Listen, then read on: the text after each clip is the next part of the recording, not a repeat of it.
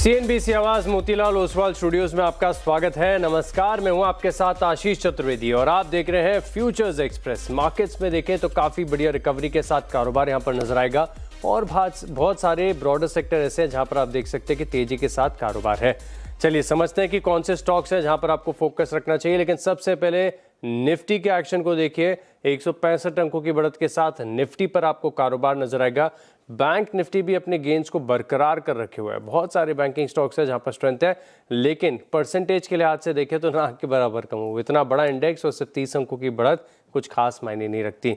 Overall अगर आप देखें तो सेटअप को समझना बड़ा इंपॉर्टेंट हो जाता है। ऐसे में समझते हैं कि ब्रॉडर मार्केट्स में क्या एक्शन है। तो मिड कैप को देखिए, ऑलमोस्ट आधे प्रतिशत से ज्यादा के गेन्स हैं। ऑलमोस्ट 400 अंकों की तेजी यहाँ पर आपको नजर आएगी।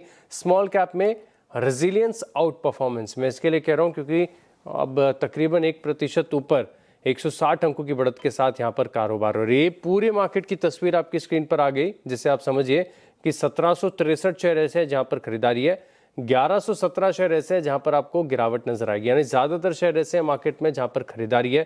थोड़ी देर में हम एफएनओ की ब्रेथ को भी देखेंगे, लेकिन सबसे पहले अब एक काम कर लेते हैं कि ओवरऑल एफएनओ सेटअप समझ लेते हैं। यानी कितने शेयरों में आपको खरीदारी देखने को मिल रही है, कितनों में बिकवाली है, लॉन्ग अनवाइंडिंग कहाँ पर है, शॉर्ट कवरिंग कहाँ पर देखने को मिल रही है। ये डेटा बड़ा इंटरेस्टिंग होता है।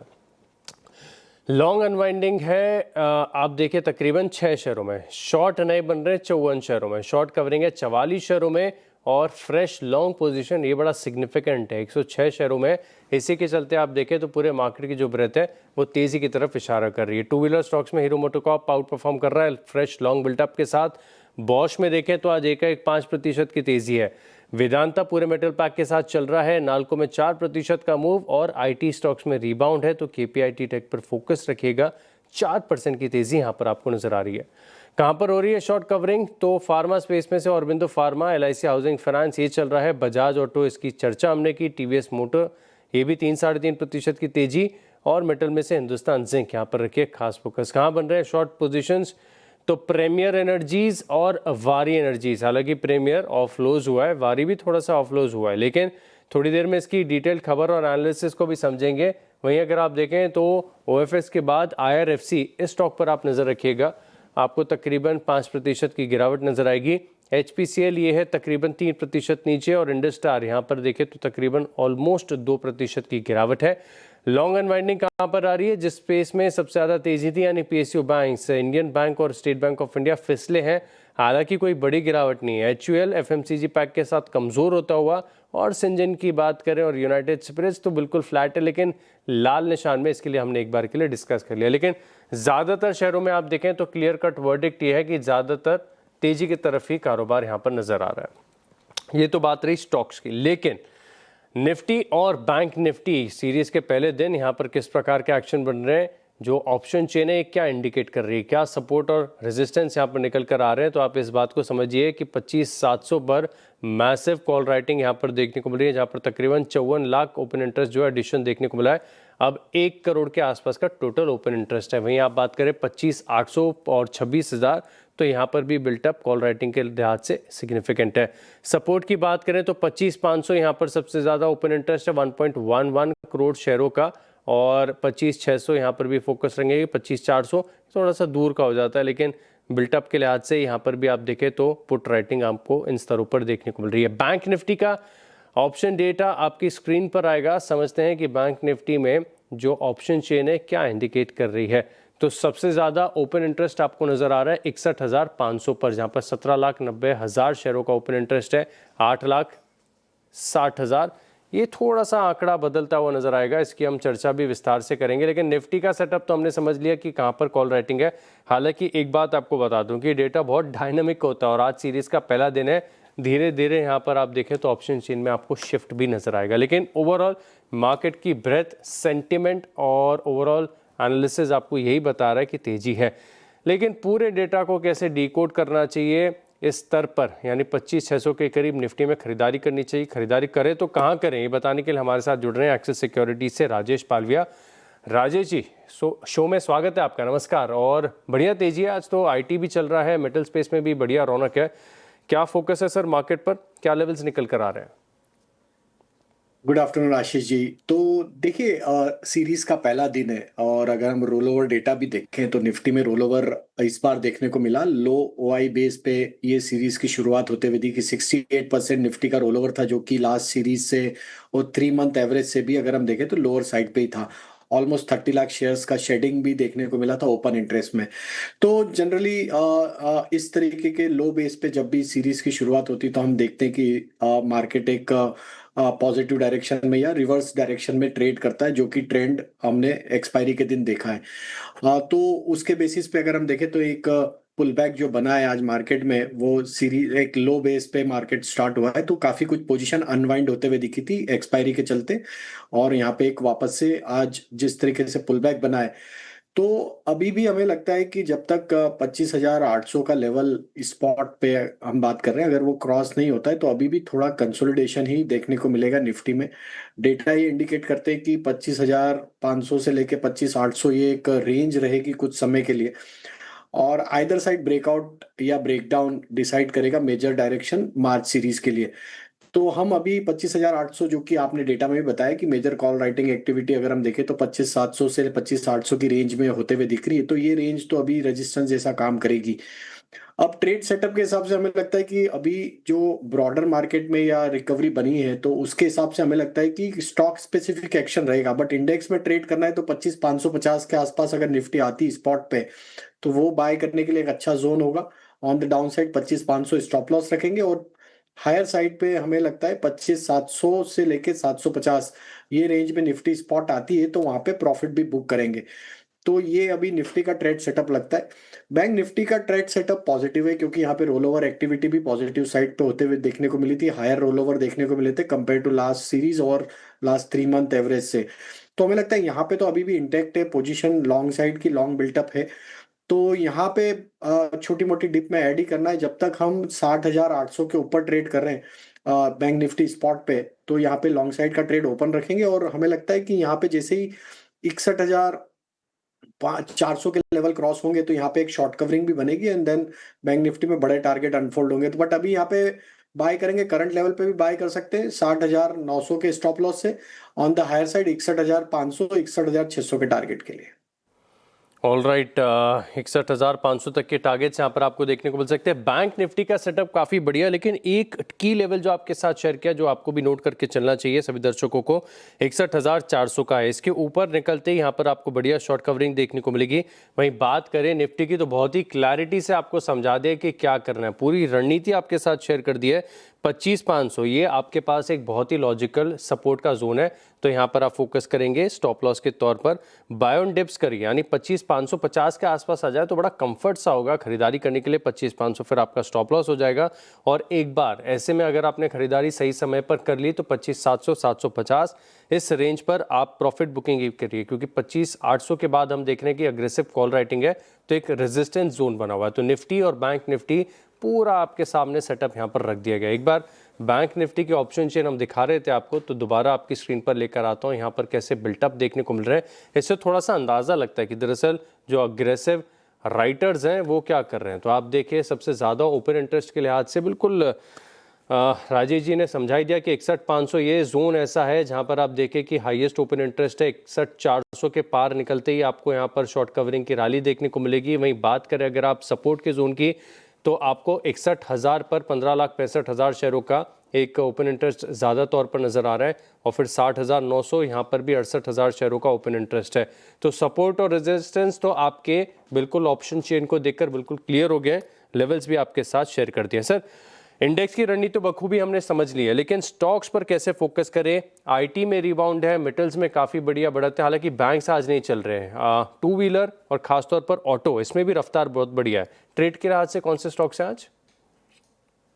तो देखिए, बिल्कुल आशीष जी, यहाँ पे रिबाउंड तो मेटल और आईटी में है, लेकिन आईटी को अभी हम अवॉइड करेंगे क्योंकि वो बीटन डाउन सेक्टर है। लेकिन अगर मार्केट का टेक्सचर देखें जो पिछले 1 महीने से प्ले आउट हुआ है, वो जो आउट परफॉर्मिंग सेक्टर रहा है या जहाँ पे स्टॉक्स में short term medium term chart पे ब्रेकआउट हुए, वो स्टॉक्स एक अच्छा मोमेंटम कंटिन्यू करते हुए देखने को मिले, जिसमें हमें मेटल एज ए स्पेस पसंद है। टाटा स्टील यहाँ पे बाय करने की सलाह है। टाटा स्टील में एक अच्छा मोमेंटम यहाँ पे कंटिन्यू होते हुए दिख रहा है। वीकली चार्ट पे देखें तो ये थर्ड फोर्थ कंसेक्यूटिव वीक है जहां पे स्टॉक एक पॉजिटिविटी कंटिन्यू करते हुए देखने को मिल रहा है। टाटा स्टील फ्यूचर बाय करने की सलाह, अपसाइड के टारगेट 225 230 की तरफ आते हुए दिख सकते हैं। On the down side stop loss suggest करेंगे 212 का। दूसरा स्टॉक हमें जो पसंद आ रहा है वो है एनबीएफसी स्पेस से श्रीराम फाइनेंस। ये स्टॉक भी एक अप ट्रेंड में है, कंटिन्यूटी ऑफ अप ट्रेंड है, और हमें लगता है जिस तरीके का इसका ओवरऑल सेटअप है, ये स्टॉक में एक ब्रीफ कंसोलिडेशन के बाद यहाँ पे फ्रेश ब्रेकआउट आते हुए दिख रहा है।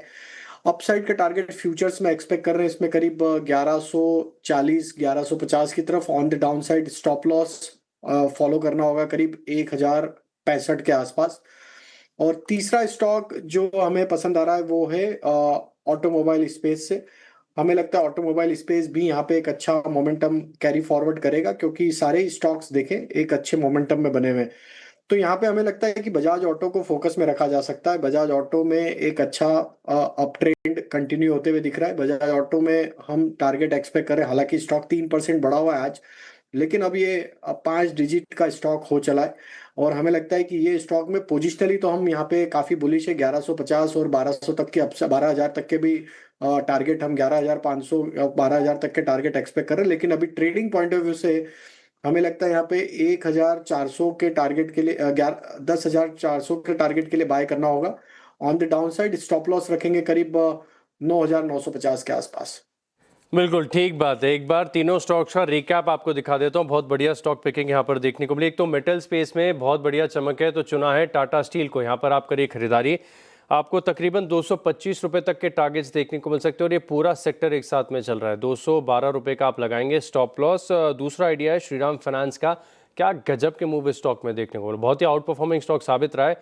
आप 1065 के स्टॉप लॉस के साथ खरीदारी करके चल सकते हैं। 2 टारगेट हैं, 1140 और 1150। साथ में आप देखें तो आपको 5 डिजिट में नजर आएगा बजाज ऑटो। और क्या रफ्तार आज आपको टू व्हीलर स्टॉक्स में देखने को मिल रही है। चाहे आप हीरो को देखें, टीवीएस को देखें, आप बजाज, सब 3 से 5% की तेजी के साथ कारोबार कर रहे हैं। अब कन्विक्शन आ रहा है बजाज ऑटो में। अच्छा, टारगेट है आपके पास 10,400 रुपये का, और ऐसे में 9,950 तक के भी स्टॉप लॉस आप यहाँ पर लगाकर चल सकते हैं। लेकिन बड़ी बात ये कही कि स्टॉक का अप ट्रेंड इतना ज़्यादा है, ट्रेडिंग के लिए आज से 10,400 थोड़ा सा व्यू ज़्यादा बन रहा है, तो 12,000 के टारगेट्स भी दूर नजर नहीं आते। तो 3 ट्रेडिंग आइडियाज है जहां पर आप रखिएगा खास फोकस। तो चलिए अब इसी के साथ रुकते हैं, बात करते हैं सोलार कंपनीज की, यानी वारी एनर्जीज, प्रीमियर एनर्जीज और विक्रम सोलार की। साथ में कुछ और स्टॉक्स हैं जो भी आपके रडार पर रहेंगे। लेकिन खास बात है कि यूएस की तरफ से जो काउंटरवेलिंग ड्यूटी लगी, इसके बाद इन स्टॉक्स में बहुत ही इंटरेस्टिंग एक्शन देखने को मिला, और इस एक्शन की पूरी रिसर्च की है कंचन नौटियाल ने। कंचन, बताइए, स्टॉक्स में तो ऑफलोज रिकवरी आ गई। जी, रिकवरी आई है, लेकिन जो ट्रम्प है इस टाइम पे पेन ही नहीं, अब ये बढ़ के माइग्रेन हो चुका है। बिकॉज स्टॉक में जिस तरीके की गिरावट ये न्यूज़ आने के बाद हमें देखने को मिली थी, वो काफ़ी ज़्यादा डराने वाली है, जिन्होंने खासकर इस स्टॉक के अंदर निवेश किया हुआ है। देखिए, खबर तो आपने मेंशन कर ही दी है कि इंडिया से जो भी सोलर पैनल्स इंपोर्ट होंगे उसके ऊपर 126% का जो टैरिफ है वो हमें यूएस की तरफ से लगता हुआ दिखाई देगा। अब अगर 2024 का डेटा देखा जाए तो करीब करीब $793 मिलियन का जो इंपोर्ट है वो होता हुआ दिखाई दिया था। और इसको अगर हम कंपेयर करें साल 2022 से, तो इंटरेस्टिंगली 9 गुना ज्यादा एक्सपोर्ट जो है वो होता हुआ दिखाई दिया है।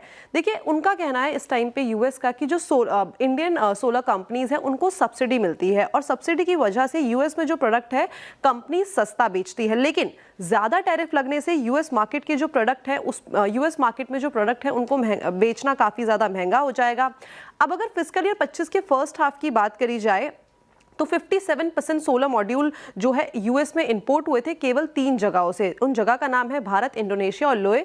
और साथ में अगर टैरिफ बढ़ने की बात की, और इससे पहले की अगर हम कमेंट्री सुने वारी एनर्जीज की, तो उन्होंने ये भी मेंशन किया था कि अमेरिका में अभी भी कंपनी के लिए काफ़ी बड़ा मार्केट जो है वो ओपन है। साथ ही कंपनी प्रोडक्शन बढ़ाने में काफ़ी ज़्यादा फोकस कर रही है, और आगे चल के हो सकता है कि यूएस में अपना एक्सपोजर और भी ज़्यादा बढ़ाती हुई दिखाई दे। और यही डर मार्केट को कहीं ना कहीं सता रहा है। बिकॉज अगर हम डेटा देखेंगे एक्सपोर्ट का, तो वो यही दर्शाता है कि कंपनी एक ऑन एन एवरेज सब्सिडी में काम करती है यूएस मार्केट में। वारी की बात करी जाए तो करीबन 30% का एक्सपोजर है यूएस में, और विक्रम सोलार की बात करी जाए तो 16% का एक्सपोजर यहां पे भी है। हालांकि जो प्रीमियम एनर्जी है वो यहां पे इनका एक्सपोजर नहीं है, लेकिन पेन हमें ऑल ओवर सेक्टर में जो है आता हुआ दिखाई दिया है। पूरे सेक्टर में पेन देखने को मिल रहा है, लेकिन जहां पर एक्सपोर्ट का कंसंट्रेशन कम है उन स्टॉक्स में आपको रिकवरी भी फिलहाल के लिए नजर आ रही है। शुक्रिया कंचन हमारे साथ जुड़ने के लिए और विस्तार से रिसर्च हमारे साथ शेयर करने के लिए। आज के लिए कौन से होंगे सस्ते ऑप्शंस?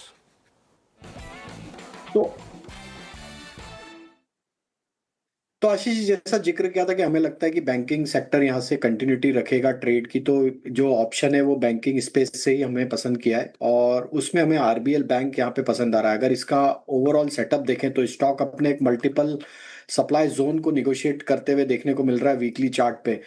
जिस तरीके से परफॉर्मेंस था स्टॉक का फैब सीरीज में, हमें लगता है यहाँ पे अभी कंटिन्यूटी ऑफ अप ट्रेंड रहेगी। स्टॉक एक अच्छे ब्रेकआउट की तैयारी करते हुए दिख रहा है, तो 330 का एट द मनी का कॉल ऑप्शन बाय करने की सलाह है, जो कि करीब 12 रुपए 20 पैसे 12 रुपए 30 पैसे के आसपास ट्रेड कर रहा है। यहाँ पे बाय करने की सलाह। अपसाइड के टारगेट 20 रुपए 22 रुपए तक आते हुए दिख सकते हैं। On the down side stop loss रखना होगा करीब 9 रुपए के आसपास।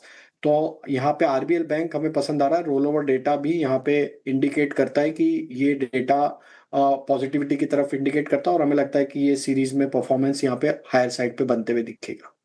परफेक्ट। आरबीएल बैंक 330 की कॉल ऑप्शन, 20 से 22 तक की पोटेंशियल, 9 रुपए का स्टॉप लॉस से स्टॉक पर रखेगा आप खास नजर। शुक्रिया सर हमारे साथ जुड़ने के लिए, मार्केट के चेक के साथ बेहतरीन स्टॉक आइडियाज हमारे साथ डिस्कस करने के लिए। और चलिए इसी के साथ फ्यूचर्स एक्सप्रेस में इतना ही, लेकिन आप बने रहेंगे सीएनबीसी आवाज के साथ। नमस्कार।